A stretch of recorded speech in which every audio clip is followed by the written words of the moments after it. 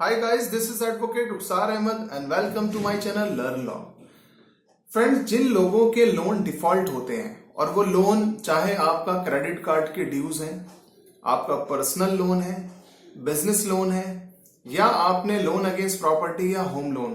कहने का simple purpose ये है कि चाहे वो सिक्योर्ड लोन है या अनसिक्योर्ड लोन है, जब कोई भी व्यक्ति उसे डिफॉल्ट कर देता है, डिफॉल्ट करने के कुछ समय बाद जब रिकवरी एजेंट्स आपसे पैसा डिमांड करते हैं और आप रिकवरी एजेंट को भी पैसा नहीं दे पाते, तो कुछ टाइम बाद आपने देखा होगा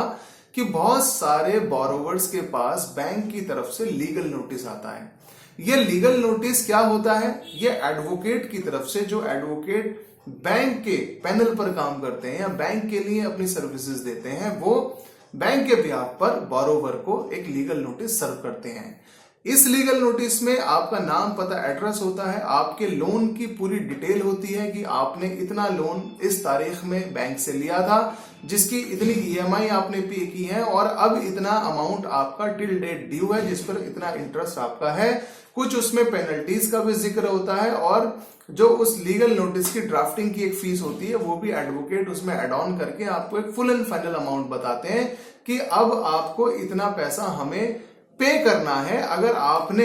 ये अमाउंट पे नहीं किया तो बैंक आपके खिलाफ यानी कि बोरोवर के खिलाफ एक कानूनी कार्रवाई बहुत जल्दी, चाहे वो सिविल हो या क्रिमिनल, शुरू कर सकती है।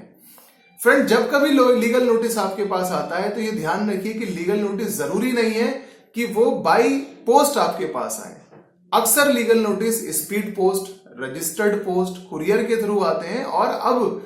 लीगल नोटिस ईमेल पर भी आते हैं, व्हाट्सएप पर भी आते हैं और टेक्स्ट मैसेज के थ्रू भी आपके मोबाइल पर सर्व किए जा सकते हैं, जिनकी पूरी वैलिडिटी होती है, उनकी कानूनी तौर पर भी पूरी मान्यता होती है। अक्सर मैंने देखा है कि बहुत सारे बोरोवर जिनका लोन डिफॉल्ट हो गया है, उनके घर के एड्रेस पे या उनके कॉरेस्पॉन्डिंग एड्रेस पर लीगल नोटिस बैंक सर्व करता है, वो उसको लेने से मना कर देते हैं। फ्रेंड्स, अगर आपने कोई भी लीगल नोटिस लेने से मना किया है तो ये ध्यान रखिए कि उस लीगल नोटिस को रिफ्यूज करने से, मना करने से आपकी लायबिलिटी खत्म नहीं होती है। ताकि उस लीगल नोटिस के पीछे एक रिमार्क लिखता है कि यह नोटिस लेने से मना किया गया, और जब ये रिपोर्ट बैंक के पास जाती है तो बैंक इसी रिपोर्ट के साथ कोर्ट के अंदर केस फाइल करता है कि इस पते पर बोरोवर को लीगल नोटिस भेजा गया था लेकिन उन्होंने लेने से मना कर दिया, अतः इसको ये माना जाए कि लीगल नोटिस उसके ऊपर सर्व कर दिया गया है। क्योंकि इसके ऊपर वेल सेटल्ड कानून है कि अगर कोई चीज आपके पास भेजी जा रही है और आप उसको रिसीव नहीं कर रहे हैं तो ये माना जाएगा कि आपके ऊपर वो रिसीव हो चुकी है, आपने इंटेंशनली उसको मना किया है। इसके अलावा अगर व्हाट्सएप पर आपके पास कोई नोटिस आया है और आपने उसको देख लिया है, उस पर डबल ब्लू टिक हो चुका है या आपके ऊपर सर्व हो चुका है, तो भी उसकी सर्विस मानी जाएगी। टेक्स्ट मैसेज और ईमेल के बारे में भी यही कानून है। जैसे ही लीगल नोटिस आता है, अचानक मैंने देखा है कि क्लाइंट्स परेशान होकर कॉल करना शुरू कर देते हैं कि अब हमें क्या करना चाहिए। लीगल नोटिस जब भी आपको दिया जा रहा है तो अब इसका एक सीधा मतलब यह है कि फाइनली आपके ऊपर एक लीगल केस, चाहे वो रिकवरी का क्रिमिनल केस है या सिविल केस है, वो आपके ऊपर फाइल किया जा सकता है। किसी भी कोर्ट के अंदर, किसी भी जुरिस्डिक्शन के अंदर वो फाइल हो सकता है जो बैंक ने आपके मैटर में जुरिस्डिक्शन डिसाइड की होगी। लीगल नोटिस जब आपके ऊपर आता है तो ये ध्यान रखिए कि आपको इसका रिप्लाई देना चाहिए, क्योंकि जो भी आपका डिफेंस है, जिस भी वजह से आपका लोन डिफॉल्ट हुआ है, मान लो आपके पास पैसे नहीं थे, आप बीमार पड़ गए या कोविड-19 की वजह से आपका बिजनेस तबाह हो गया है, आपकी जॉब चली गई है, कुछ ना कुछ आपके पास डिफेंस जरूर होगा जिसकी वजह से आप पैसा नहीं दे पा रहे हैं। जो भी आपका वैलिड ग्राउंड है, आप उस वैलिड ग्राउंड को मेंशन करके अपने एडवोकेट के थ्रू या खुद भी आप उस लीगल नोटिस का रिप्लाई दे सकते हैं। क्योंकि खुद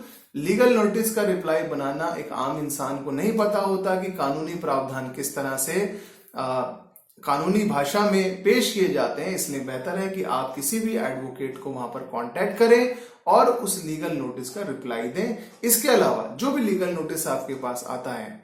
मैं लोन डिफॉल्ट के मैटर्स में कह रहा हूं कि उसमें आमतौर पर एक ऑथराइज्ड रिप्रेजेंटेटिव का भी नंबर दिया गया होता है। उस ऑथराइज्ड रिप्रेजेंटेटिव से भी आप बात करके अपने लोन के बारे में डिस्कस कर सकते हैं। तो फ्रेंड्स, ये